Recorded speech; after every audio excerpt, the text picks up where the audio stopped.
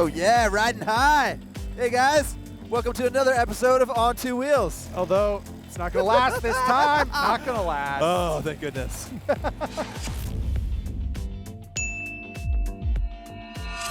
Yep, you saw that right, folks. On Three Wheels, that's the name of the game for this episode because Yamaha has come out with this new crazy three-wheeled contraption called the Niken that we are going to get a chance to ride. That's right. And it got us talking and thinking about all the different weird three-wheeled contraptions that have occurred over the many years of motorcycles. Basically, ever since there's been motorcycles, people have been trying to bolt a third wheel to it. And this Ural is a perfect example, right? This is the original three-wheeled vehicle, kind of. The dinosaur of the three-wheeled world. Yeah, absolutely. But there have been lots of other options out there. I mean, Harley has the old Tri-Glide. They got the two big fat car tires in the back and basically a motorcycle up front. It's what you see a lot of older, heavier riders enjoying.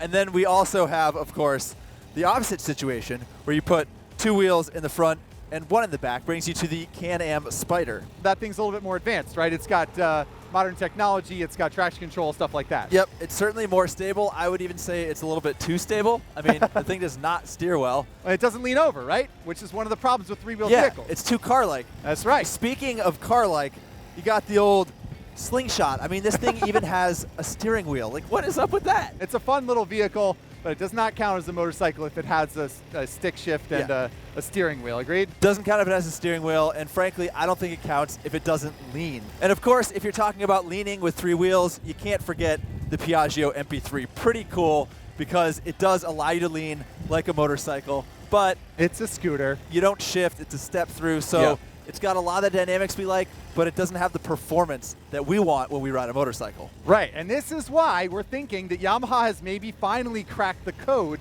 of making a three-wheeled vehicle dynamic and interesting in a way that a motorcycle is, because even though sometimes three-wheeled vehicles are cool, the Ural especially, it's not really the same experience. It's not exciting. Exactly. With the new Yamaha Niken, it leans and it's got the back end is essentially an MT-09. So you're looking at a 850cc inline triple. Yep. You're looking at performance. You're looking at a manual transmission. And of course, you've got that leaning. We got a lot of questions about the new Niken, as we're sure you guys do too. And thankfully, On Two Wheels has an invite to go ride the damn thing. In Austria, of all places. Heck yeah. I love Austria. Austria in the spring is going to be beautiful. Strudel and mountain roads. And you got to go last time to Europe to ride the Wittpillen. That's true. And get your grounds percolated. And this time you get to go again, don't you? I do. You're just a spoiled little boy. I've got the magic ticket. I get to go over to Austria. I'm going to get to ride this three-wheel contraption and see what it's all about. You're a snivelly little boy who gets everything you want, and I am sick of it. Well, right now, I want you to take me to the airport. So, chauffeur, hit it.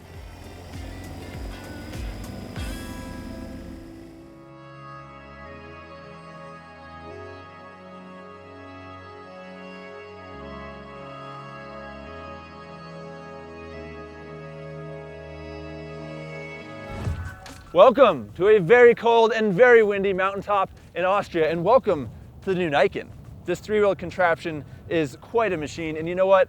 No matter where you are in motorcycling, no matter where you're going to approach this thing from, it's guaranteed to do one thing, and that is cause you to have a lot of questions.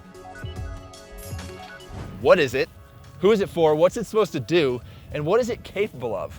Fortunately, we've got a day of riding this thing on some of the twistiest roads in Europe, so we are definitely going to find out.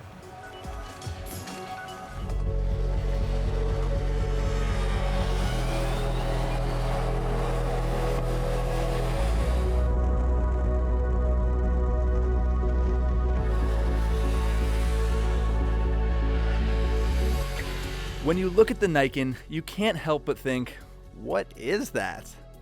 From the headstock back, it seems like a regular motorcycle, but in front of the handlebar, things get weird. Underneath that funky fairing is a linkage system that allows those two front wheels to lean and turn just like a normal bike. And because the Niken has two front wheels, you're probably thinking the same thing I was. This is clearly for beginners. They probably built it because it'll be safe, it'll be stable, and it'll attract car drivers otherwise too intimidated by the danger of balancing on two wheels. The only problem with that is, well, you'd be wrong.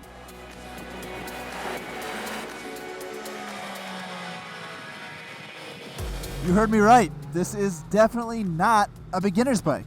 And think about it. It's got a 850cc engine that's making about 110 horsepower. It's got a quick shifter. It's got a manual transmission. It doesn't have any sort of self-balancing feature, so you have to put your feet down when you stop. It doesn't have a reverse gear. And oh yeah, when it comes to the US, later this year, it's gonna cost around 16 grand. So beginner's bike, this is not. It's supposed to be for people who kind of want to push the envelope and experience a new way of riding a motorcycle. And sitting behind the bars here, it feels fairly traditional. I mean, the steering is light and linear. It leans like a motorcycle, which is part of what's so appealing about it and makes it exciting. I will say that there is a little something that reminds me of, say, an R1200 GS front end, wherein it's a little bit different. There's just like clearly something between the handlebars and the front contact patches, but still, I'm willing to bet that if you were here riding in the Alps and you were to close your eyes, you would, well, I guess the first thing you do is run off the road and sail through the air because we're way up in the mountains. But before you did that, I'd be willing to bet that you wouldn't know that you were on a non-traditional motorcycle. And while it does feel a lot like a conventional motorcycle, it is quite a bit heavier, and that weight makes itself apparent when you try and flick the bike from side to side. And while it's got this fantastic engine that we know so well from the MT-09, the performance is a little bit stunted on account of that added weight, but they have also made the crankshaft a little heavier, and they've also changed the fueling to kind of suit the character and the attitude of this particular bike.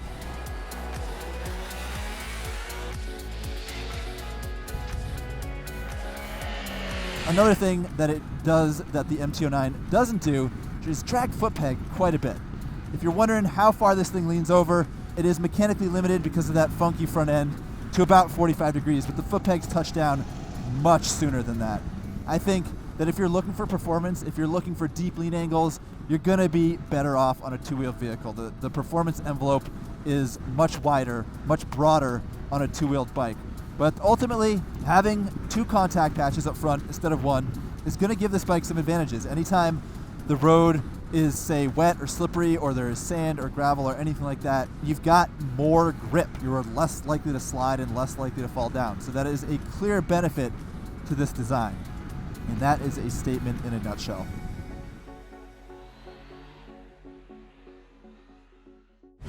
All right, so after a very labor-intensive and difficult morning riding here in the Alps, we figured out how this bike works, and we've explored the wild mechanics of that front end. And we know who it's for. It's for the more experienced rider who's looking for a zany new motorcycle with a lot of front end grip. But even with those bases covered, there are still some very critical questions that we have to answer.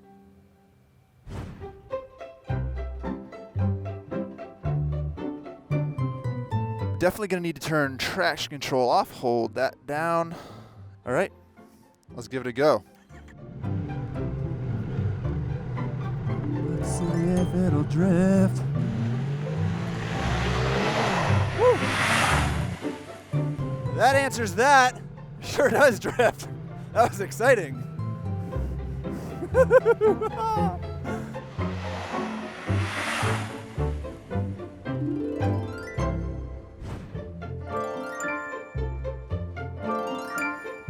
For all of you MC Commute Zach Courts fans out there, we gotta find out if the Niken can be backed in. So I'm just gonna have to...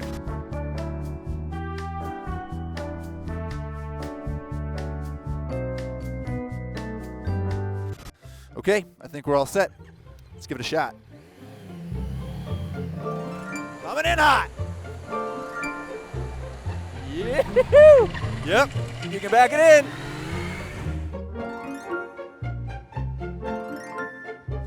All right, will it wheelie? This is always my favorite question to answer.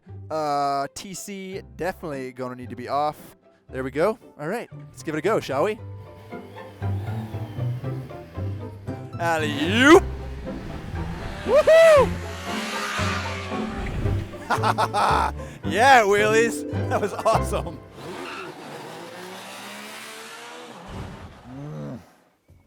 Man, that is delicious.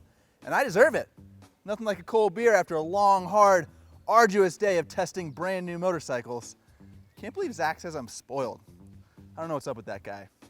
But in any case, we covered a lot of ground with the Niken and we answered a lot of questions. But I feel like at the end of the day, there's still one very important question that we haven't answered. And that question is why? Why build a three-wheeled motorcycle? And I want to assert that this is a motorcycle. After riding it, I mean, it feels totally conventional. It feels totally natural. You would never know that there's another wheel down there. But that question of why? This is Yamaha pushing the boundaries. They're exploring new technologies. They're just trying to build a bike that's got a bunch of traction up front. And I mean, it's a risk, right? But we're motorcyclists. We always take risks. That's part of what we like about riding. And you know what? If three wheels still just turns your stomach, there's plenty of two-wheelers out there. Yamaha is still making affordable, accessible, high-performance bikes, and so are lots of other people. So I think we answered a lot of questions about the Niken today. I'm sure there will continue to be lots more questions, but that's what we've got for you, and that's this episode of On Two Wheels. So signing off from Austria with the new Yamaha Niken. We'll see you guys next time. Okay, well, Yamaha's idea of a metaphor was to put us out here on a slope on skis. And I guess it kind of makes sense. I'm seeing people who know what they're doing, who are really good at this, and they're carving through corners. They're carrying crazy lean angle. Only problem with this metaphor is I suck at skiing. I'm up here feeling pretty awkward, trying not to fall down, trying not to get in anybody's way. Holy crap, almost went down. And Spencer won't let me pull over and make yellow snow. On a road like the one we are enjoying right now, which is barely one-lane ride. Keep saying ride instead of wide. On a road like this one that I'm enjoying right now, which is barely one-lane ride. What the f***? Sometimes I surprise myself with how bad I am at this. It like spins tire for a second and then it comes up. It's pretty exciting. Do I need to do another wheelie? If I have to. And do you want me to still roll on this GoPro or cut this guy?